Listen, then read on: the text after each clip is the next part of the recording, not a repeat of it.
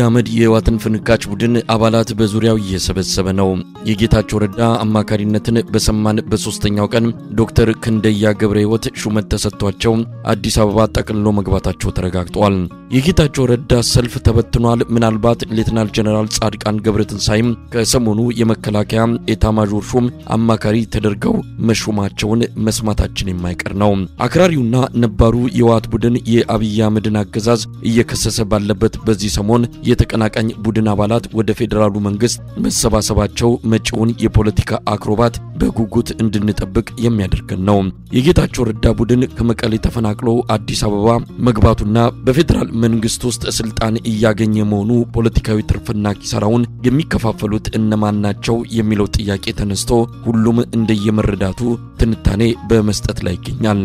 ጌታቸው ረዳ አሸንፏል። ከመቀሌ ነጥብ ጥሎ ቢመጣም አዲስ አበባ ላይ ከአብይ አህመድ አጠገብ ተገኝቷል። ከክልል ስልጣን የፌደራል ወንበር እድገት እንጂ ኪሳራ አይደለም ብለው በጠባቡ ቀጭን መስመር ሂሳቡን ሰርቶ ለጌታቸው አሸናፊነቱን የሰጡ ጥቂቶች አይደሉም።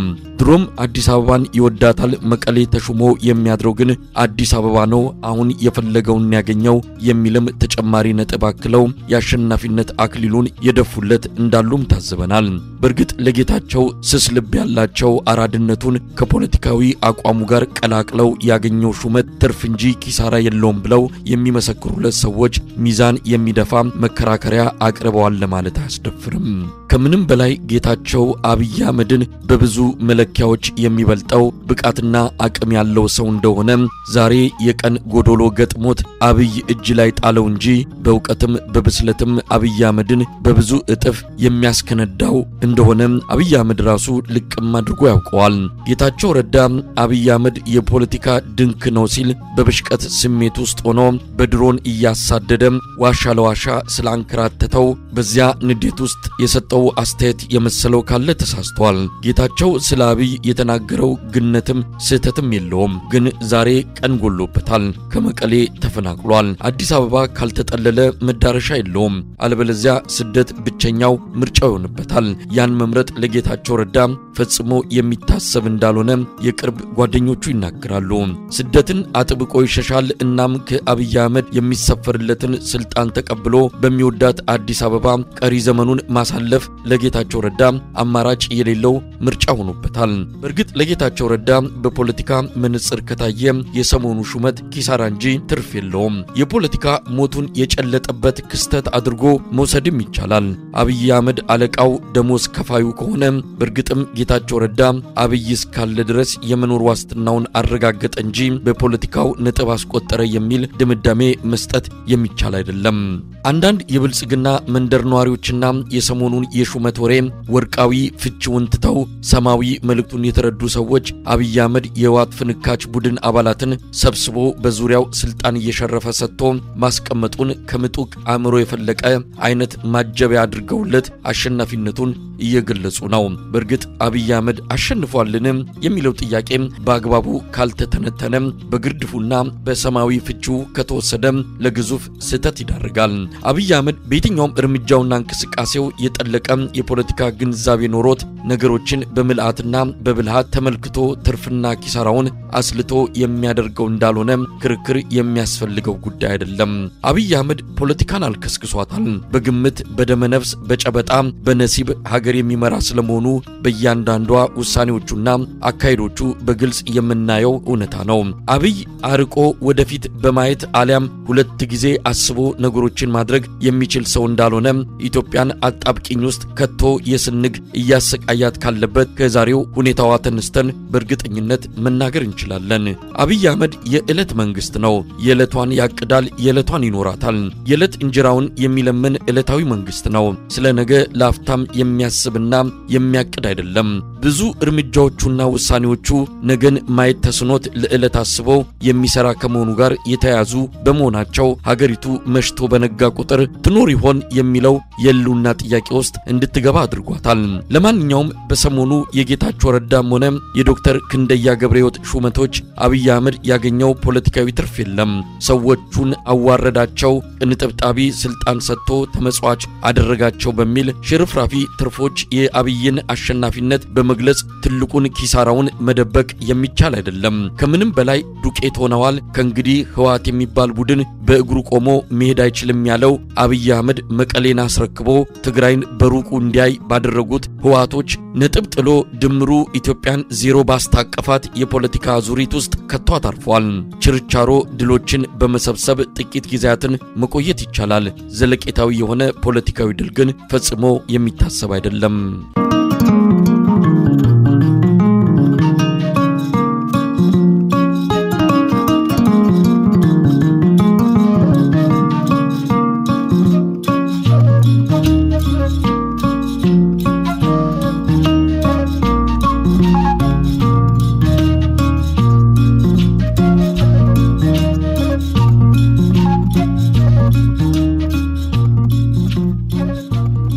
የአብይ አህመድ ካቢኔ የ9 ወራት የሥራ አፈጻጸም መገምገሙን ቅዳሜ ዕለት አስታውቋል። የቪዲዮ ቀረጻ የፊልሙ ቅንብር እንጂ የተለየ የሚያደርገው ይኸው ግምገማ ከ3 ወራት በፊት ተደርጎም ነበር።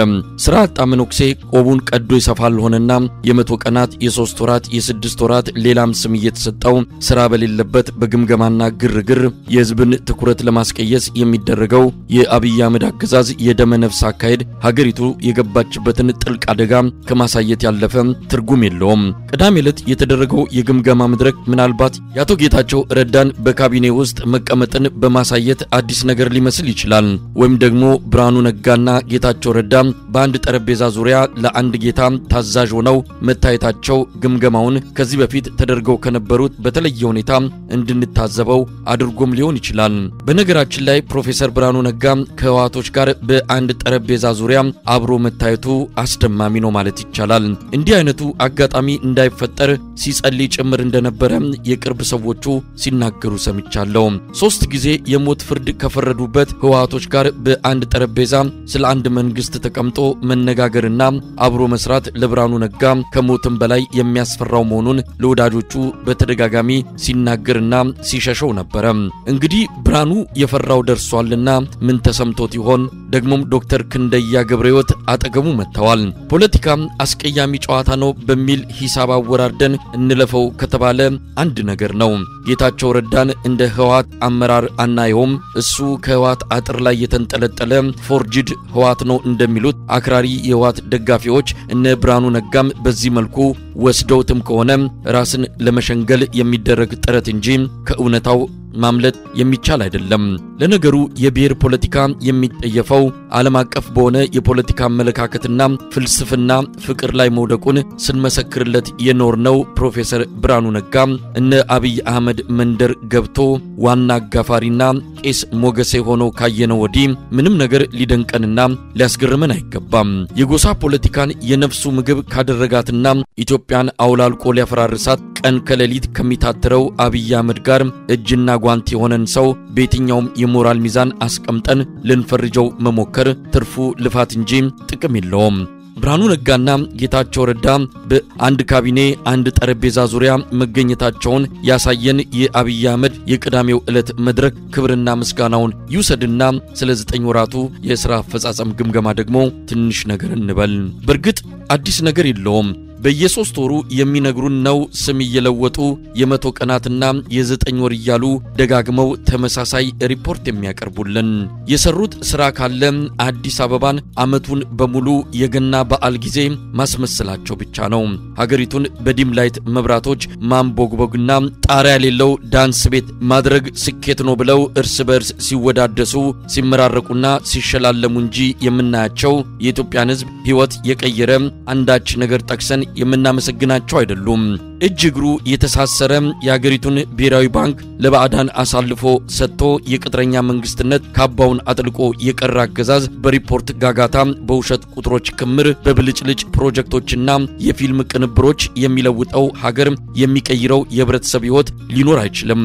የስንዴ ፖለቲካው እርቃኑን አደባባይ ላይ በተሰጣ እውነት ተጋልጦ ከዚህ በኋላ ማንንም ሊያታልልም ሆነ ሊያደናግር እንደማይችል ግልጽ የሆነ ጉዳይ ነው። የሌባ አይነ ደረቅ ሆኖ በቀዳሚውም የግምገማ መድረክ የስንዴ ስኬትን በገደምዳሜ ለማንሳት ሞክረው ብዙም አልገፉበትም። የራሳቸው ውሸት እያስደነበራቸው የመጣም ይመስላል። የአብይ አህመድ አገዛዝ ከህወሓት ዘመን የሚለየው ህወሓቶች ቢያንስ ዋሽተው ማታ ላይ በርዘግተው ውሸታቸውን ይገመግማሉ። የአብይ አህመድ አገዛዝ የገዛ ውሸቱን አምኖ ተቀብሎ ለሌላ ውሸት ራሱን የሚያዘጋጅ መሆኑ ነው። የፕላን ሚኒስትሯ ለአብይ አህመድ ጆሮ የሚጥሙ ቁጥሮችን አዘጋጅታ መምጣት ተቀዳሚ ተግባሯና ኃላፊነቷ አድርጋለች። የማዕከላዊ ስታቲስቲክስ ባለስልጣን ባለሙያዎችን በጠራራ ፀሐይ ያባረረው አብይ አህመድ የውሸት ቁጥሮችን አምርታ ሰፍታና ከሽና የምታመጣለትን የፕላን ሚኒስትሯን በየግምገማው መድረክና በየቴሌቪዥን ውይይቱ ላይ ዋና ተዋናይ እንድትሆን አድርጓታል።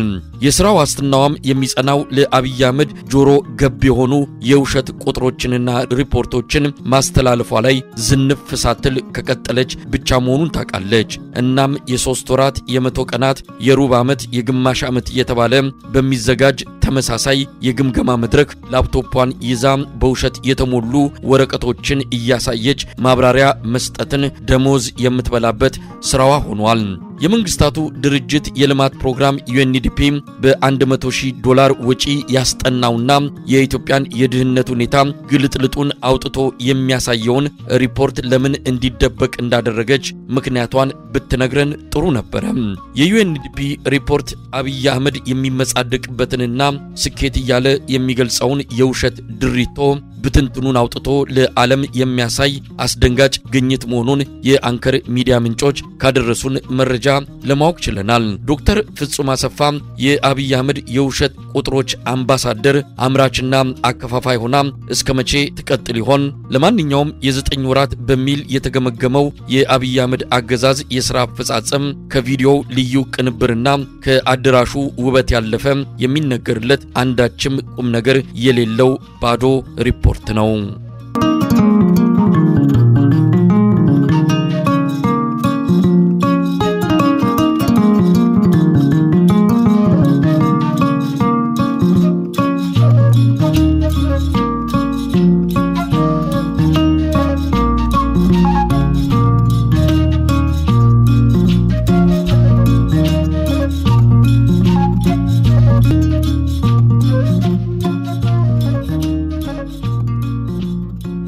ሰሞኑን አንድ የአሜሪካን ተቋም የሀገራትን ወታደራዊ አቅም በመለካት ደረጃ የሰጠበትን ሪፖርት አውጥቷል። ግሎባል ፋየር ፓወር ኔትወርክ የተሰኘው ተቋም የ145 ሀገራትን ወታደራዊ ቁመና ከተለያዩ መለኪያዎች አንጻር ያላቸውን ደረጃ በዝርዝር ያስቀመጠ ሲሆን ኢትዮጵያን ከዓለም 52ኛ፣ ከአፍሪካ በ5ኛ እንዲሁም ከአፍሪካው ቀንድ በአንደኛ ደረጃ አስቀምጧታል።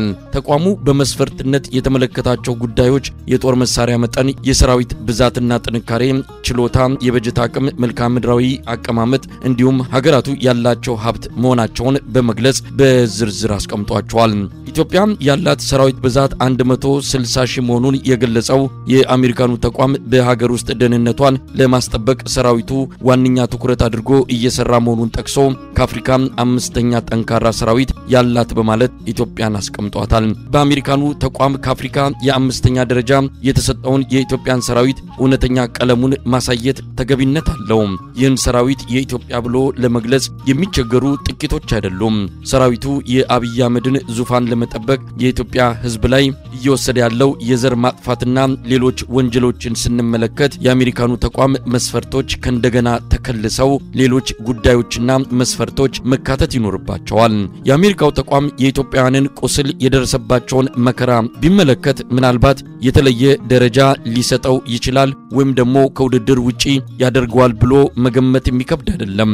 በታሪክ የገዛ ህዝቡ ላይ 3 ትልልቅ ጦርነቶችን የከፈተ ሰራዊት ቢኖር አሁን ያለው የአብይ አህመድ ሰራዊት ነው። አብይ ወደ ስልጣን ከመጣ ወዲህ ኢትዮጵያ ከጦርነት ተለይታ አታውቅም። ኢትዮጵያ በታሪኳ ከውጭ ኃይሎችም ይሁን እርስ በርስ ከገጠሟት ጦርነቶች የበለጠ በሰውና በንብረት ከፍተኛ ዋጋ የከፈልነው ባለፉት 7 ዓመታት ውስጥ መሆኑን ስናስብና በዚህ ጊዜ ውስጥ ደግሞ ከፊት ተሰልፎ ንጹሃንን በመግደል ታሪክ ይቅር የማይለው ወንጀል የፈጸመው ይኸው መከላከያ ሰራዊት መሆኑን ስንረዳ በእርግጥም እንደ ሌሎች ሀገራት ሰራዊቶች የአብይ አህመድ ሰራዊትም በአሜሪካኑ ተቋም በተቀመጡ መስፈርቶች ብቻ ተለክቶ ደረጃ ሊሰጠው አይገባም የሚል ድምዳሜ ላይ እንደርሳለን። የሰራዊት ብዛትና የጦር መሳሪያ አይነት ብቻ የአንድን ሀገር ሰራዊት ጥንካሬና ብቃት ሊያሳይ አይችልም። እንደዚያማ ቢሆን ኖሮ በየ6 ወሩ ከ100,000 በላይ ሰራዊት መልምሎ ለውጊያ ያዘጋጀ የድሮን ቴክኖሎጂን እስከ አፍንጫው የታጠቀ ሰራዊት ያለው የአብይ አህመድ ሰራዊት 7 ዓመት ሙሉ በጦርነት ውስጥ ኢትዮጵያን አያሰነብታትም ነበር። አሁን ኢትዮጵያ አላት የሚባለው የሀገር መከላከያ ሰራዊት በሶስት መሰረታዊ ጉድለቶችና ክፍተቶች በአሜሪካው ተቋም ደረጃ ዝርዝር ውስጥ መግባት አይገባውም ማለት ይቻላል። አንደኛው መከላከያ ሰራዊቱ በሕገ መንግስቱ ከተሰጠው ኃላፊነት በመውጣት በእርስ በርስ ጦርነት ውስጥ ገብቶ መንደር ለመንደር እየተርመጠመጠ የገዛ ዜጎቹን መጨፍጨፉን ተቀዳሚ ተግባሩ ማድረጉ ነው። ሀገርን ከመጠበቅ ይልቅ የብልጽግናን ወንበር ለማጽናት እያደረገ ያለው የሞት ሽረት ትግል የሀገርን ሰላምና አንድነት እንዲናጋ አድርጎታል። ሁለተኛው ዳር ድንበርን የመጠበቅ ዋነኛ ተልእኮውን በመተው ሀገሪቱ በአራቱም አቅጣጫዎች ድንበሯ ክፍት ሆኖ ለውጭ ኃይሎች ጥቃት ተጋላጭ የመሆኗ ጉዳይ ነው። በአሁኑ ጊዜ መከላከያ ሰራዊቱ የሚጠብቀው የኢትዮጵያ ድንበር የለም። ሱዳን ከ100 ኪሎ ሜትር በላይ ዘልቃ መሬታችንን ይዛለች። የደቡብ ሱዳን አማጽያን በጋምቤላና በደቡብ ምዕራብ ኢትዮጵያ ክልሎች እንደፈለጉ ገብተው የሚወጡበትና ሀብት ንብረታችንን የሚዘርፉበት ሁኔታ የተለመደ ዕለታዊ ክስተት ሆኗል። ጅቡቲ የኢትዮጵያን ሰማይ ዘልቃ ገብታ በድሮን ዜጎቻችንን ስትገድል ማንም ያስቆማት የለም። የሶማሌላንድ ታጣቂዎች ኢትዮጵያ ውስጥ ገብተው ከ60 በላይ ዜጎቻችንን ሲገድሉም የተከላከለም ሆነ ኋላ ላይ ተገቢውን እርምጃ የወሰደ የመንግስት አካል የለም። ድንበራችን በርግጥም ክፍት ነው። ማንም ዘው ብሎ ገብቶ የፈለገውን ማድረግ የሚችልበት የደህንነት አደጋ ውስጥ ከወደቅን ቆይተናል። መከላከያ ሰራዊቱ አማራና ኦሮሚያ ክልል ገብቶ ዜጎችን በየቤታቸው እያደነ እየገደለ ነው። ሶስተኛው ሰራዊቱ ዘር ተኮር በሆነ አደረጃጀት የተዋቀረ ሙሰኛ መሆኑ ነው። ከመካከለኛ አመራር ጀምሮ ቁልፍ የሆኑ የስልጣን መደቦች የተያዙት በአንድ ቋንቋ ተናጋሪ የብልጽግና ፓርቲ አባላት በሆኑ ወታደራዊ አዛዦች ናቸው። እነዚህ የሰራዊቱ አዛዦች በትምህርትም ሆነ በወታደራዊ ሙያ በሚጠይቀው ደረጃ ለቦታው የበቁ ሳይሆኑ በዘር ኮታ የተመደቡ መሆናቸውን ሰራዊቱ ከትላንት ቁመና ወርዶ የሰፈር ሚሊሻ እንኳን ከሚጠበቅበት የዲሲፕሊን ደረጃ ባነሰ መልኩ በበርካታ ችግሮች የተዘፈቀ መሆኑን በግልጽ የሚታወቅ ጉዳይ ነው ማለት ይቻላል። በርግጥም ኢትዮጵያውያንን ካልጠበቀ፣ ድንበሯን ካላስከበረ፣ ሰላምና መረጋጋት ካላሰፈነና ራሱ ሰራዊቱ የነዚህ ሁሉ ሀገራዊ ቀውሶች ምንጭ ከሆነ በአሜሪካው ተቋም ለውድድርም ቀድሞውኑ የሚመረጥ ባልሆነ ነበር። ኢትዮጵያ ከምንም በላይ የሚያስፈልጋት ኢትዮጵያዊ የሀገር መከላከያ ሰራዊት እንጂ ዙፋን አስጠባቂ ኃይል አይደለም።